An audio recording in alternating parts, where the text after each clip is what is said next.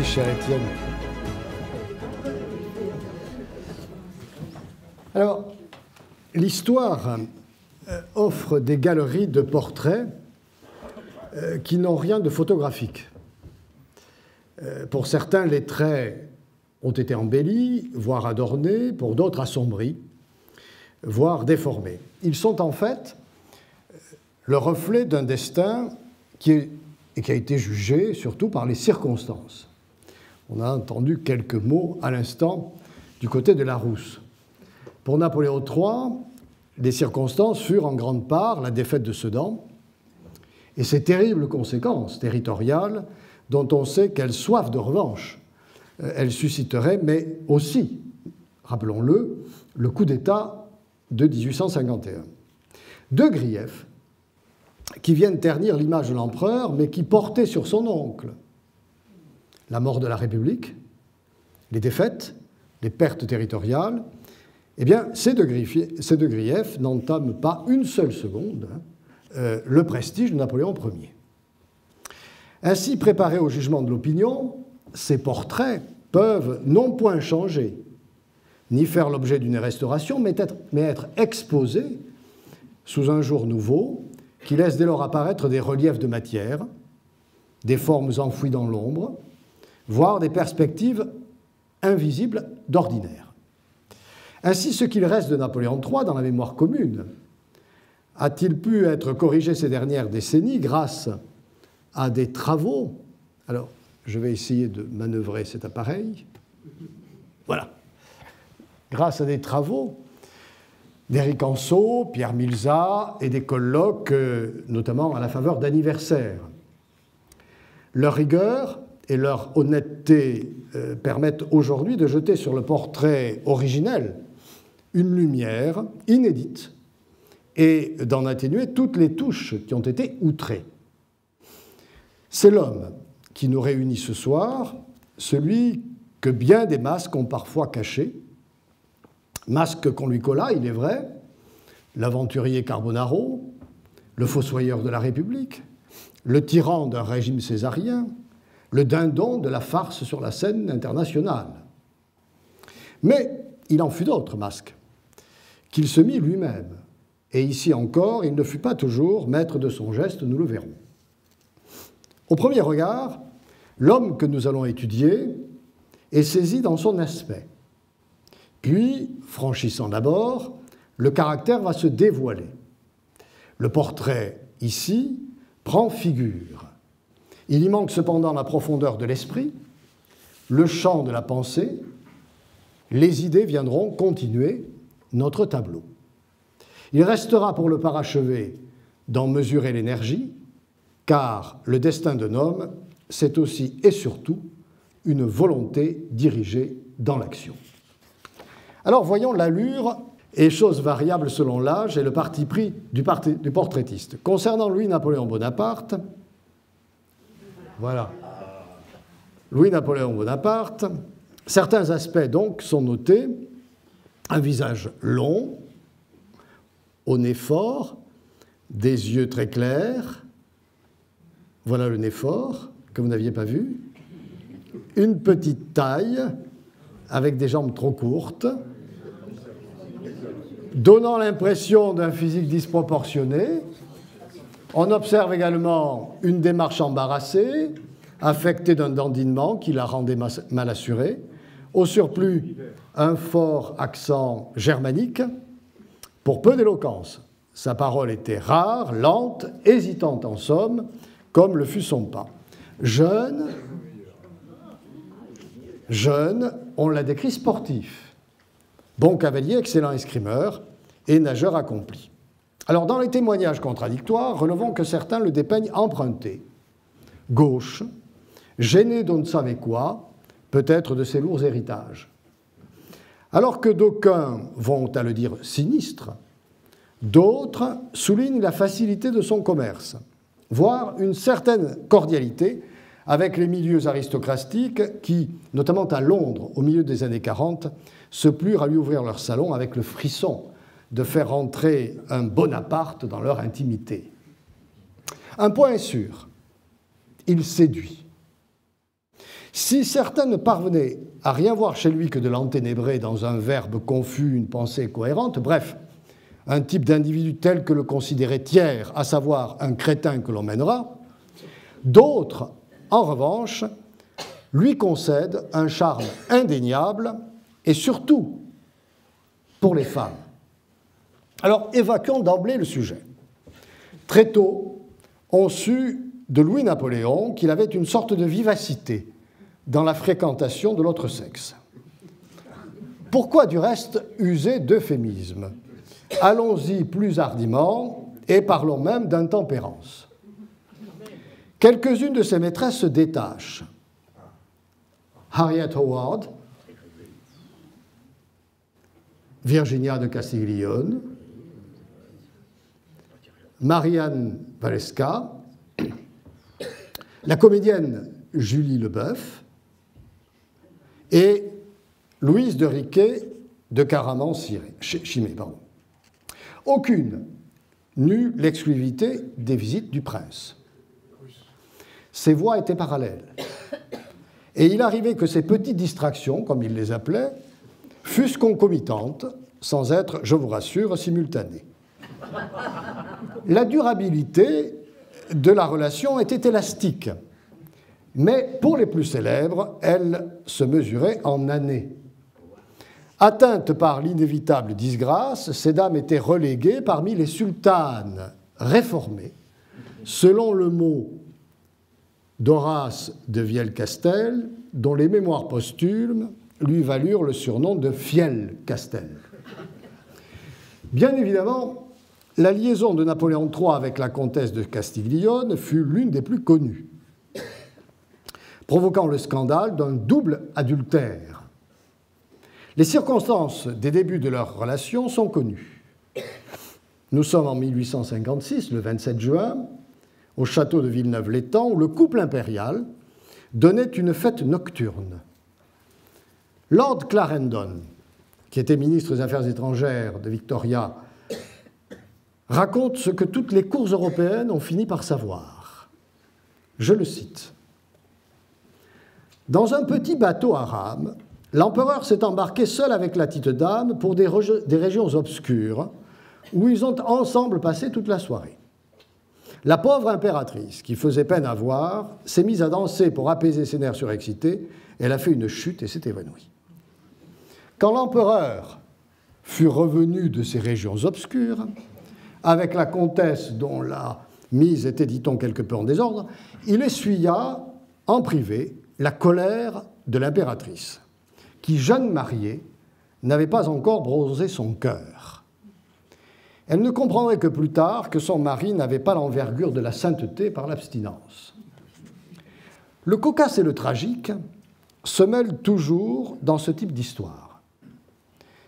Les deux amants avaient l'habitude de se retrouver la nuit tombée dans un appartement dédié à leur intimité, rue de la Pompe.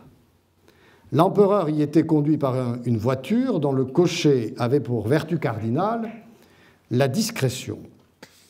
On éventa la routine impériale. C'est ainsi que Napoléon III fut agressé par des nationalistes italiens, la nuit tombant, sortant de chez la Castiglione. L'affaire fut tue par une presse bien muselée, mais la nouvelle courut tous les salons.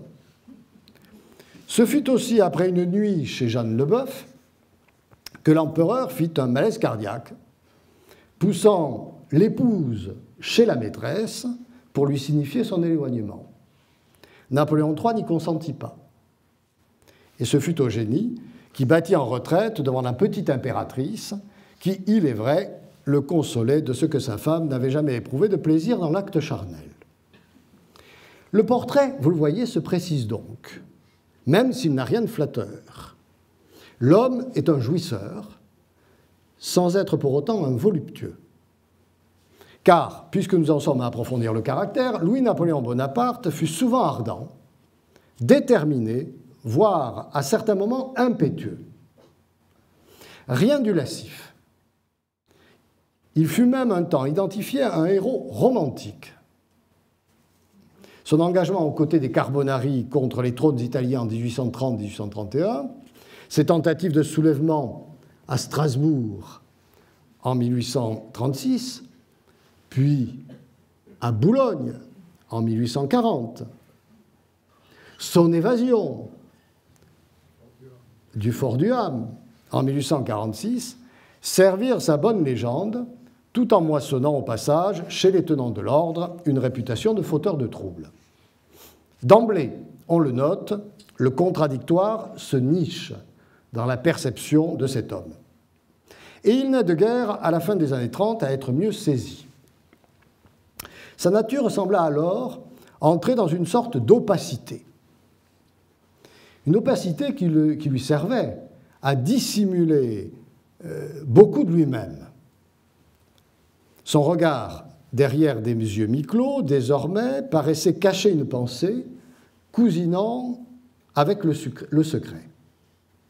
On le savait prudent, on le vit alors comme indifférent à son entour, imperturbable devant le danger, flegmatique à tel point que la colère semblait l'avoir déserté. Ainsi, l'homme public apparut-il. On sait en revanche que le mari, quoique volage, et le père surtout, avaient de réels attendrissements et des attentions qui ne s'accordaient pas avec ce qu'il laissait paraître au dehors. De surcroît, si impavide fût-il, il n'eut jamais de goût pour la guerre, et sa vue du champ de bataille montrait chez lui une sensibilité à la souffrance humaine. Son fonctionnement relationnel fut donc fait de cloisonnement, d'actions occultes menées parallèlement.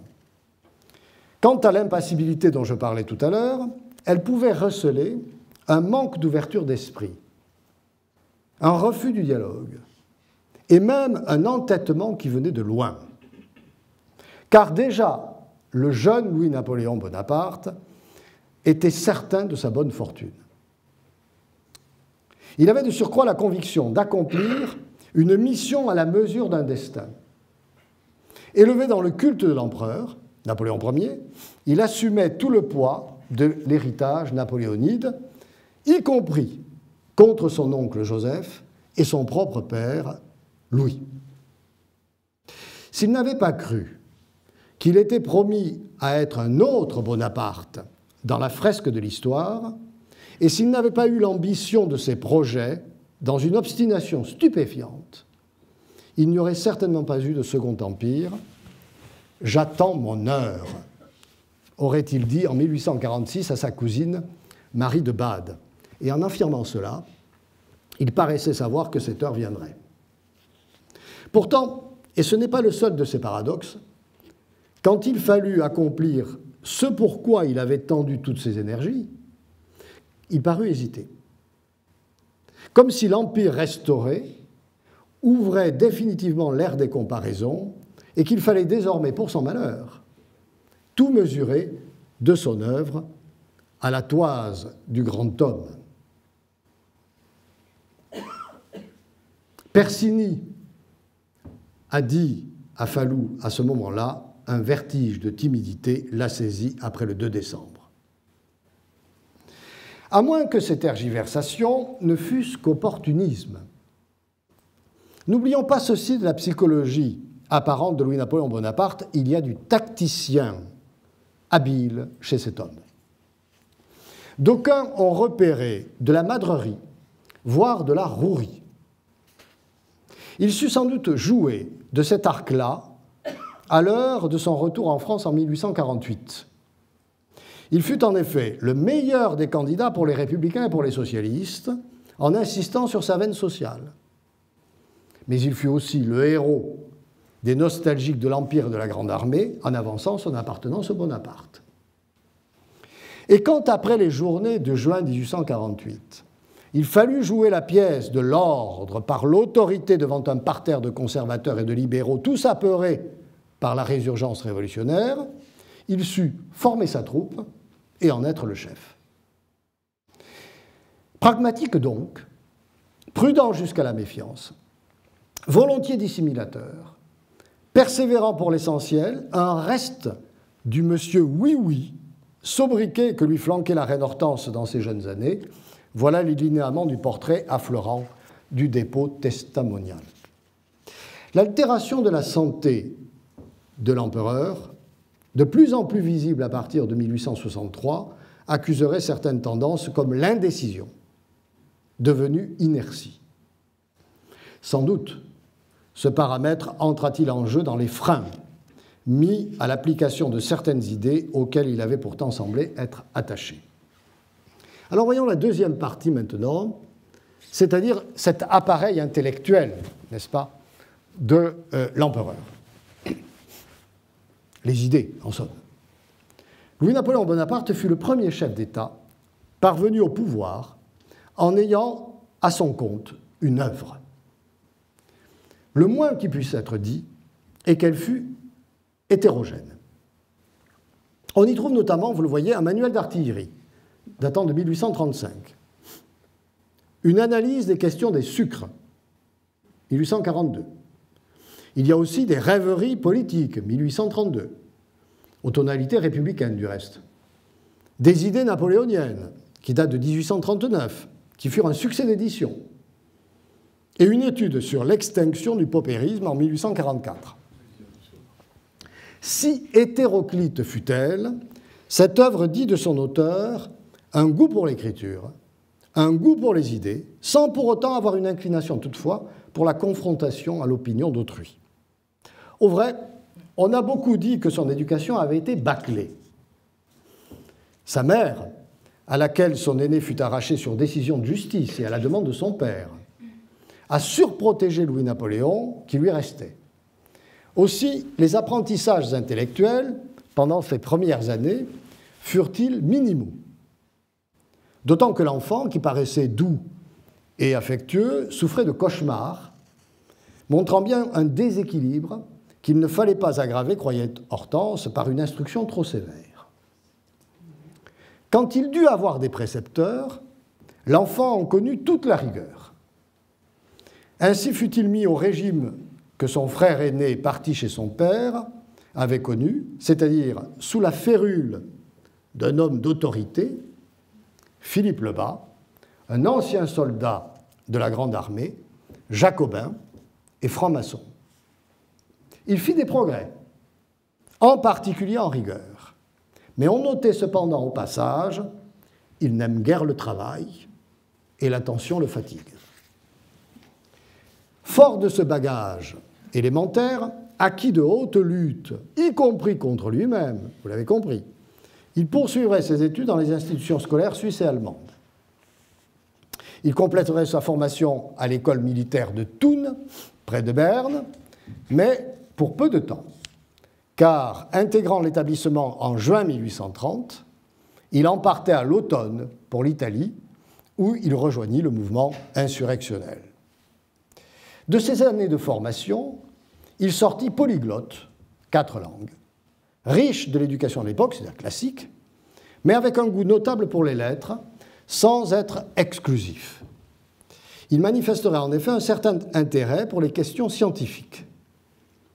On observe donc un esprit curieux, furteur, que de nombreuses lectures venaient nourrir. Ce fut particulièrement le cas lorsqu'il fut reclus au fort de Ham, entre 1840 et 1846. Il s'y initierait à certaines questions ou en approfondirait d'autres, notamment en histoire, en économie politique, teintée de saint-simonisme, en balistique, en physique et en chimie.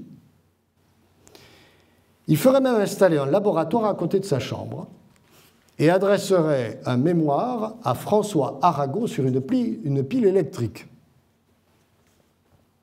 Il étendrait ses champs d'apprentissage au jardinage et à l'ébénisterie. Ceci venait étoffer ce qu'il avait acquis lors de ses derniers exils, notamment aux États-Unis, en 1836-1837. Il y avait mis à profit son temps dans l'étude de la géographie, des mathématiques et toujours de l'artillerie. Dans le composite de cette culture, il forgerait un corpus d'idées dont il ferait les lignes forces de certains de ses ouvrages. Au fond, posons-nous maintenant la question de la nature du bonapartisme de Louis-Napoléon Bonaparte.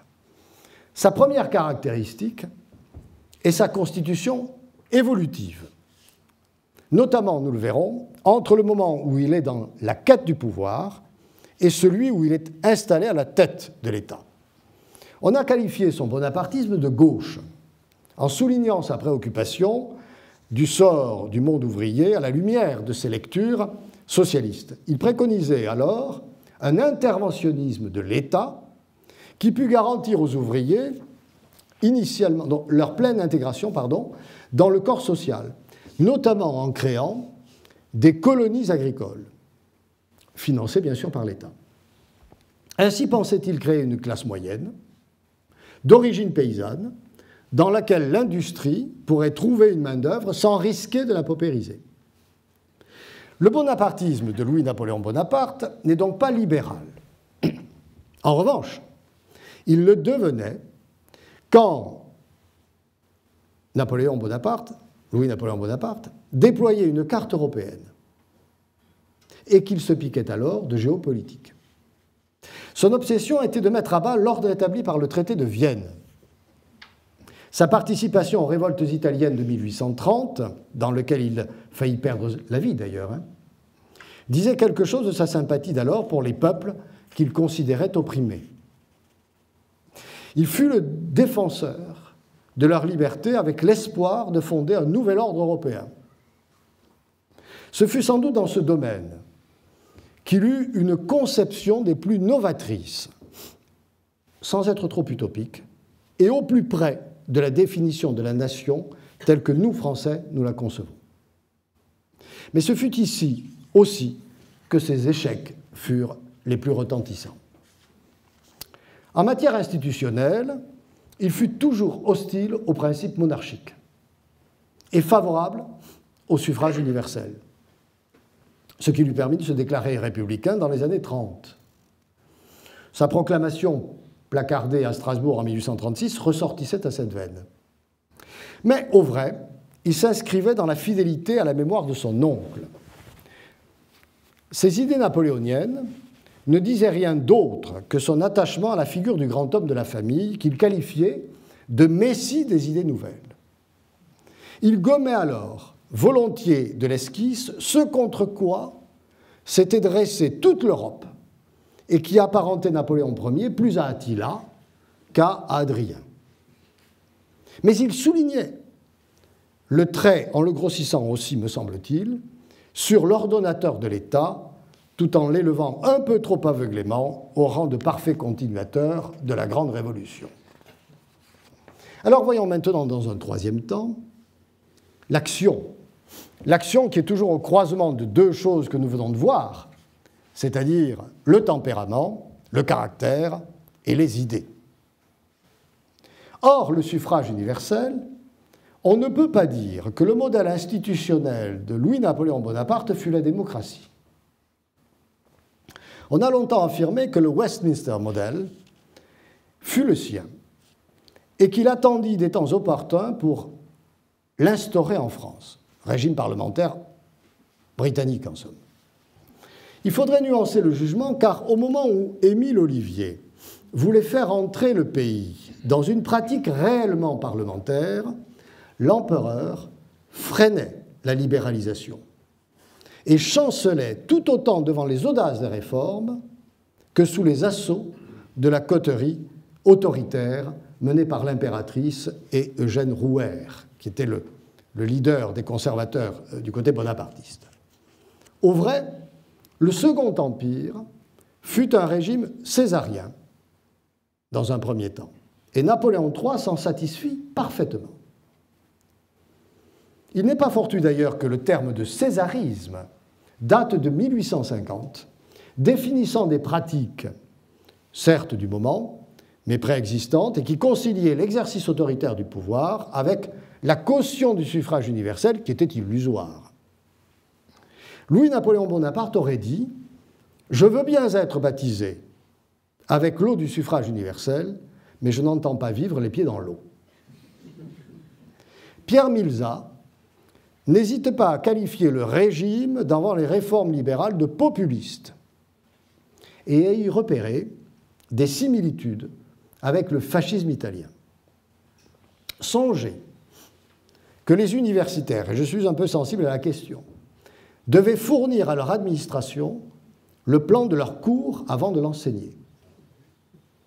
Et qu'ils devaient renoncer, je n'aurais eu aucune difficulté là-dessus, à porter la barbe. Signe ostentatoire, selon le régime, d'appartenance aux idées républicaines. Des similitudes, vous me direz, je serai d'accord, ne signifient pas une tendance, une franche concordance. Un exemple parmi tant d'autres, Napoléon III ne s'est jamais livré à un culte de la personnalité. L'implication de l'État dans la vie économique et sociale fut un fait dû à l'empereur. On sait ce dernier fort impliqué dans le dossier ferroviaire, encourageant la fusion des compagnies, permettant les importations de rails anglais, simplifiant les règlements administratifs. Vous voyez le réseau ferroviaire français se développer sous le Second Empire. Hein. On sait aussi son rôle dans la mise en valeur de certains territoires par des campagnes de défrichement ou de traînage. Et les Landes, je vous engage à lire cet ouvrage de Jacques-Olivier Boudon sur Napoléon III et l'Aquitaine, hein, aux éditions Memoring, mais ce ne sont là que des exemples. La question sociale, nous l'avons dit, était l'une de ses grandes préoccupations avant 1848. L'empereur s'est intéressé notamment au logement ouvrier, sans pour autant convaincre ceux à qui il destinait les ensembles qui furent construits. Les ouvriers y voyaient un nouveau moyen de les enfermer dans des ghettos. En revanche, Napoléon III sut mieux agir en créant une caisse de compensation qui atténua les effets de la variation des prix du pain. On le vit aussi actif dans la mise en place de sociétés de secours mutuels et en faveur, on le sait, de la législation du droit de grève. Cependant, il ne réussit pas à instituer l'impôt sur le revenu, pas plus qu'il n'arriva à abroger le livret ouvrier qui avait été créé par son oncle. On est donc loin du socialisme que l'on croyait inspirer avant 1848 ses intentions politiques en matière sociale. Sans doute les grands travaux dont il fut à l'origine devaient-ils donner du travail à cette frange ouvrière qu'il savait inflammable au moment de chômage prolongé. Paris fut son chantier. Je veux être le nouvel Auguste, aurait-il dit. On parle beaucoup du baron Haussmann. Il faut en effet lui rendre justice, mais il fut surtout un exécutant. L'empereur, qui fut l'un des meilleurs connaisseurs de la capitale, avait placardé dans son bureau des plans de la ville et traçait les modifications qu'il souhaitait ou qu'on réalisait. Ainsi, les halles dites de Baltard, qui ont disparu depuis, furent bâties sur les bases de croquis de Napoléon III. Celui-ci eut en outre la prescience que les entrées urbaines se feraient désormais par les gares. Aussi en multiplia-t-il la présence dans la capitale, tout en renonçant à l'idée d'une gare centrale comme à Berlin.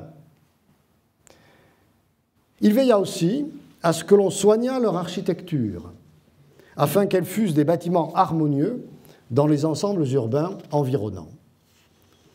Le jardinier paysagiste que l'empereur demeurait prit aussi soin de créer des squares et de vastes parcs, ceux notamment de la plaine de Monceau ou des buttes de Chaumont. Il se rendait sur place, surveillait l'avancée des travaux et n'hésitait pas à prendre un marteau pour planter les piquets délimitant les allées qu'il voulait créer. Paris changea donc de visage sous le scalpel de Napoléon III. Mais ici, pour le plus grand bien de la capitale, plus aérée, plus lumineuse, la ville retrouverait une jeunesse et entrait, grâce à son chirurgien, dans le XXe siècle, avant que ne fût terminé le XIXe. En attendant la fin des chantiers,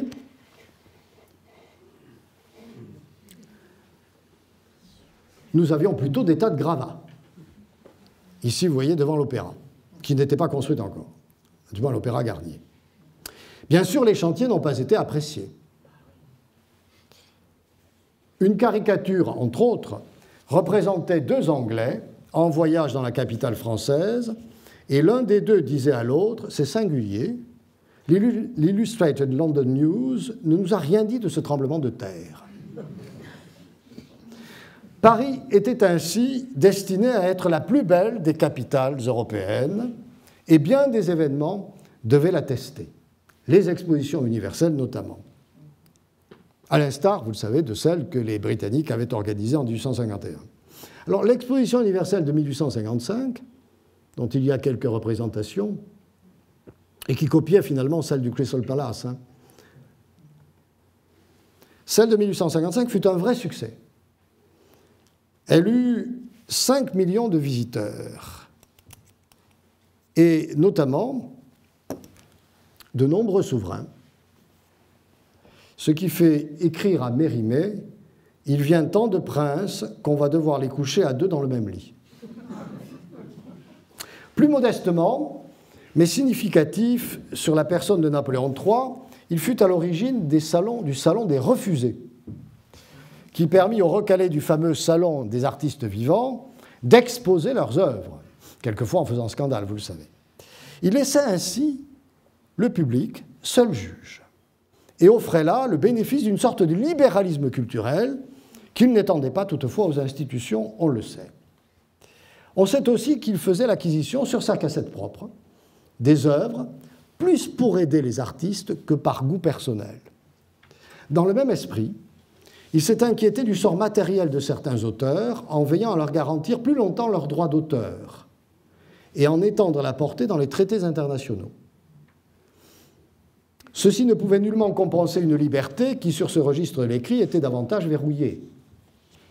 Baudelaire et Flaubert en surent quelque chose en subissant les assauts rageurs, n'est-ce pas, du procureur Pinard, sans parler de Proudhon, qui dut s'exiler à Bruxelles pour éviter l'incarcération après la publication de La Justice dans la Révolution, avec une amende à la clé. Terminons ce chapitre culturel en évoquant les fêtes de la cour. Elles furent nombreuses. On en parlait tout à l'heure. Il eût été difficile, en fait, au couple impérial d'en faire l'économie. Le tout Paris en attendait les annonces, puis l'invitation. Sortir de l'ombre en s'approchant de la lumière des Tuileries aiguisait les ambitions. Plus contrariant pour de tels enjeux étaient les bals masqués, que Napoléon III affectionnait particulièrement. Il se déguisait, paraît-il, en seigneur vénitien. Moins enjouées furent les séries de Compiègne ou de Fontainebleau. Il s'agissait d'amener là-bas, dans une élite, afin qu'elle vive en vase clos pendant quelques jours, au plus près du couple impérial.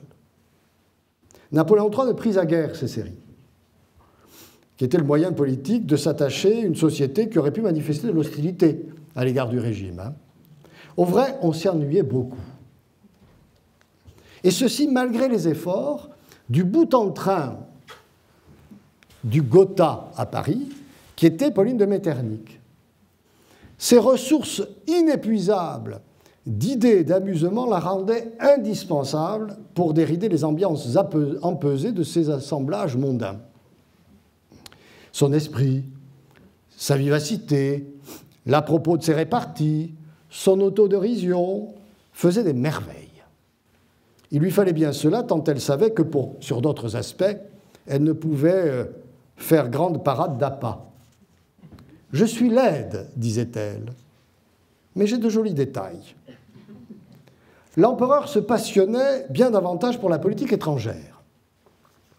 Il espérait d'elle l'avènement d'une Europe nouvelle, je vous l'ai dit, dont la paix serait garantie par la tenue d'un congrès, un congrès régulier, ou imposé par les circonstances. Il aurait souhaité que le sort de la Pologne, que l'on voit ici fortement déchiré, fut discuté en 1863-1864 lorsque l'insurrection vint à être réprimée par Saint-Pétersbourg avec le soutien de Berlin. Napoléon III, après avoir échoué à constituer une alliance militaire réunissant la France, l'Autriche, la Suède, l'Italie et la Grande-Bretagne, proposa une rencontre qui préfigurait l'ambition d'une sécurité collective. L'épisode est révélateur du tragique de la politique de Napoléon III confrontée aux événements. Loin de pacifier le continent et de trouver une solution à la question polonaise, l'empereur, par ses manœuvres, mit fin à la confiance franco-russe et rapprocha le tsar du roi de Prusse sans que la France ne réussît davantage à s'attirer les bonnes grâces de Vienne et de Londres.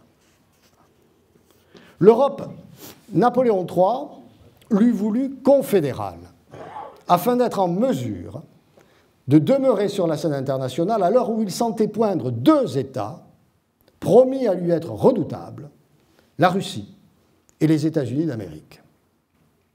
Les idées napoléoniennes, dont je parlais tout à l'heure, espéraient la mise en place d'une monnaie européenne, d'une législation et d'une cour de cassation commune à tous les États. Le rêve napoléonien était là continué sur d'autres bases, on le voit bien. Le regard de Napoléon III sur d'autres continents fut également très lucide. Mais la clairvoyance n'assure pas toujours la réussite de la politique qui lui est associée. Ainsi en fut-il de l'Algérie, où l'empereur eût préféré mettre en œuvre une association plutôt qu'une intégration. La Troisième République en décida autrement. Quant au Mexique, même si l'expédition répondit à un affairisme douteux, caractéristique des manœuvres de Morny, elle était le fruit d'une analyse de Napoléon III visant à créer en Amérique un État latin et catholique qui fut en capacité de contrecarrer l'hégémonie protestante et anglo-saxonne des États-Unis. Son échec tint en partie à l'impréparation initiale. Peut-on imaginer une armée en mission avec une seule carte en main, celle justement que l'empereur avait confiée au général en chef et qu'il dut lui renvoyer pour que Napoléon III suivît les opérations depuis les Tuileries? Ce ne fut pas tout, on le sait. Il y eut aussi la défection rapide de nos alliés britanniques et espagnols, et surtout le soutien états-unien au gouvernement mexicain.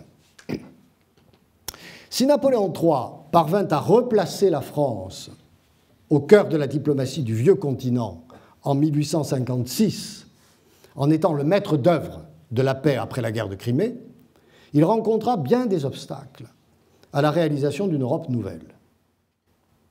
Les États se méfiaient de son activisme. On le voit ici, en araignée tissant sa toile, les autres États pris dans les raies de la toile. Comparons-le maintenant à une autre illustration où l'on voit son oncle dans la même configuration. Donc, les États se méfiaient de cet activisme qui déstabilisait l'équilibre des nations. Équilibre qui avait été acquis si difficilement. Il restait aux yeux des cours étrangères un Bonaparte. Et à ce titre, ces initiatives étaient marquées d'intentions que l'on analysait à l'aune de l'histoire des premières années du siècle. On voit ici une autre caricature italienne, où il est le maître d'œuvre de la paix ou de la guerre en Europe. Autre illustration, voilà, on le croit invité au gâteau des rois. En fait, il inquiétait. Et ce faisant, il conduisait les gouvernements étrangers à se prémunir des effets, réels ou supposés, de la politique française. Ainsi, Bismarck préféra-t-il préserver sa nation en lui donnant l'envergure qu'on l'on sait, avant qu'un bouleversement européen, provoqué par Napoléon III, ne vînt miner cette ambition. Observons aussi que la question romaine ne cessa de s'infecter et finit par toucher la vie politique française. Pire encore, elle mit Louis-Napoléon Bonaparte en conflit avec Napoléon III.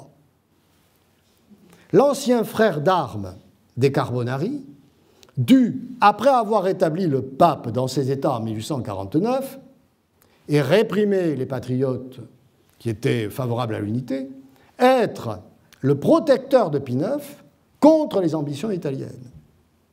D'un côté, on lui rappela ses engagements libéraux d'autrefois, et de l'autre, l'assise catholique et conservatrice de son régime. Allant pourtant vers les premiers et négligeant la seconde, il fut prisonnier de ses contradictions et ruina son crédit de part et d'autre. Ici, par ses engagements tardifs et limités, et là, par son acceptation du quasi-total dépouillement des territoires du pape. Et on le voit ici, caricaturé, bien embarrassé, avec d'un côté le pape et ses alliés, et de l'autre les partisans, mais on voit bien que ce sont les partisans qui tombent de l'arbre. Un troisième élément est venu troubler le jeu diplomatique de Napoléon III. L'absence d'un conseiller après la mort de Morny en 1865.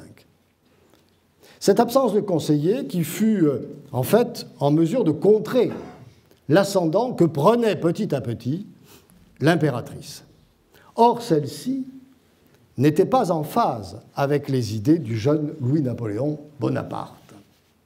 L'influence de Eugénie s'accrut à mesure que la santé de son mari déclina et que l'usage de l'opium diminuait tout à la fois les énergies et la vigilance de l'empereur. On sait quelle fut la responsabilité de l'impératrice dans le jusqu'au-boutisme qui déclencha la provocation de la dépêche d'Ems.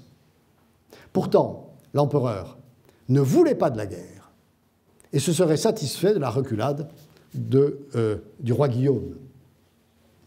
Tout occupé par l'expédition mexicaine, convaincu que les États allemands méridionaux pourraient s'ériger en un ensemble qui ne serait polarisé ni par Berlin ni par Vienne, l'empereur des Français ne prêta pas l'attention nécessaire aux menées de Bismarck. Il avait cependant voulu réformer le recrutement militaire en généralisant la conscription afin d'augmenter les effectifs. La France avait un peu moins de 400 000 soldats contre 700 000 en Prusse, pour moitié moins de population. Napoléon III a dû renoncer devant l'hostilité des députés représentants d'une bourgeoisie privilégiée par un système qui l'exemptait largement de servir sous les drapeaux, mais ce ne furent pas les seuls à s'opposer à l'empereur en la circonstance. Les paysans se souvenaient des saignées napoléoniennes du début du siècle, et l'état-major préférait le peu de qualité à la masse inexpérimentée. Nous étions alors en 1866-1868. Napoléon III n'avait plus assez de force physique pour imposer ses vues. Il paraissait alors soumis aux événements plus qu'il ne les créait. 1870 le démontrerait. Alors pour conclure, de Napoléon III, il fut facile de retenir l'image qu'il nous a cédée et laissée à Sedan. Tassé sur son cheval comme dépassé. Puis affaissé sur sa chaise, aux côtés d'un Bismarck droit, une main sur un genou, l'autre en appui sur une longue épée dont l'extrémité est posée devant lui sur le sol. La main droite de l'empereur, paume ouverte, semble accompagner un discours rempli d'incompréhension et de questions. Il y a dans sa posture une sorte d'abandon au sort. Il savait alors que sa volonté avait été emportée par le cours des choses. Même la mort qu'il avait recherchée au combat s'était détournée de lui pour frapper ailleurs. Au physique et au moral, cet homme des faits qui se livre à l'impudeur de notre regard est bien là devant nous. On sait que Napoléon III n'est pas loin ici d'achever sa course. Il meurt, je vous le rappelle, en janvier 1873. Mais lui ne voudrait pas encore s'y résigner. De son exil allemand, profitant que Bismarck ne voulait pas reconnaître le gouvernement autoproclamé à Paris, il espérait encore être l'interlocuteur de la Prusse dans les négociations de paix. La page était cependant tournée. Il l'ignorait encore. Son départ pour l'Angleterre ne le convainquit pas pour autant que tout était fini. Mais c'était alors bien plus que sa personne qui s'éloignait. C'était tout espoir de retour d'un Bonaparte au pouvoir. Pire encore, l'ombre mémorielle, entretenue par des historiens partisans, recouvrirait tout, et de l'œuvre et de l'homme, pour ne rien sauver, ou presque. Alors, que penser de son action au regard de ses idées? Au fond, Napoléon III fut plutôt fidèle au jeune homme qu'il avait été.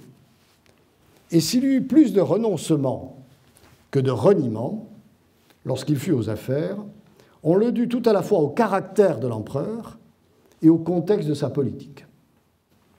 Le contexte tenait au jeu des forces qui confortaient ou menaçaient le régime tant sur la scène intérieure qu'à l'étranger, où la méfiance reste la première des vertus diplomatiques. L'art de gouverner consiste à composer avec le réel, et celui-ci s'accommode mal parfois avec les rêveries de jeunesse. Sur quel thème majeur peut-on chercher des palinodies? 3, surtout. Et encore, il est facile de le discuter. Le socialisme d'abord. Même si le socialisme de Napoléon III fut davantage une sorte de paternalisme, on ne peut douter de son souci d'améliorer la condition ouvrière. Il y avait de l'empathie, voire de la compassion chez cet homme-là. La liberté des nations, même si son ardeur des années 30 à défendre jusqu'au sang la liberté des peuples, en particulier italiens, ne fut pas aussi vive après 1848, on ne peut dénier sa volonté constante d'envisager l'Europe différemment que par les héritages de principes et de frontières du Congrès de Vienne. Son républicanisme, il est difficile de le qualifier autrement qu'opportuniste, même si, par extension généreuse, on peut amalgamer son attachement au suffrage universel à la République, ce qui serait, à mon sens, abusif. Si un procès pouvait lui être sûrement conduit contre lui, ce serait sur le grief de n'avoir pas été assez républicain en portant atteinte aux institutions de 1848. S'il est difficile de fouiller la psyché de qui que ce soit, et surtout lorsqu'on, entre l'intéressé et celui qui l'examine, s'est établi toute l'épaisseur du temps, une anecdote peut, bien davantage que de longs développements, dévoiler l'instantané d'une vérité de l'être. Sait-on que Napoléon III voulut écrire une histoire de Jules César? Au vrai, il s'entoura de nombreux collaborateurs, experts de qualité, qui firent 2 volumes parus en 1865 et 1866. Et ces 2 volumes-là sont un apport non négligeable à l'historiographie antique. En amont et autour de cette entreprise éditoriale, Napoléon III développa des lieux de recherche et d'enseignement sur l'Antiquité et fit organiser des fouilles sur le site d'Alésia, où il se rendit en 1861 pour y étudier les vestiges découverts. Ce fut ici qu'il fit ériger une statue de Vercingétorix. Son caractère monumental, on le voit, aurait pu laisser croire que l'empereur laissait percer des affinités. Il n'en est rien. Aux libertés gauloises, qui sont vite assimilées aux libertés germaniques par Guizot, Napoléon III préférait l'ordre et la paix romaine. Il y eut donc du romain chez Napoléon III. Un César qui franchit le Rubicon, mais qui ne regimba pas à être impérator.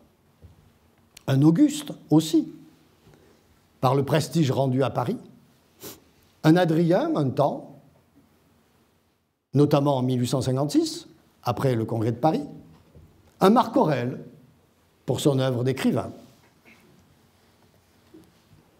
Et voici pourtant qu'il reste dans la mémoire sous les traits de Romulus Augustule. Je vous remercie.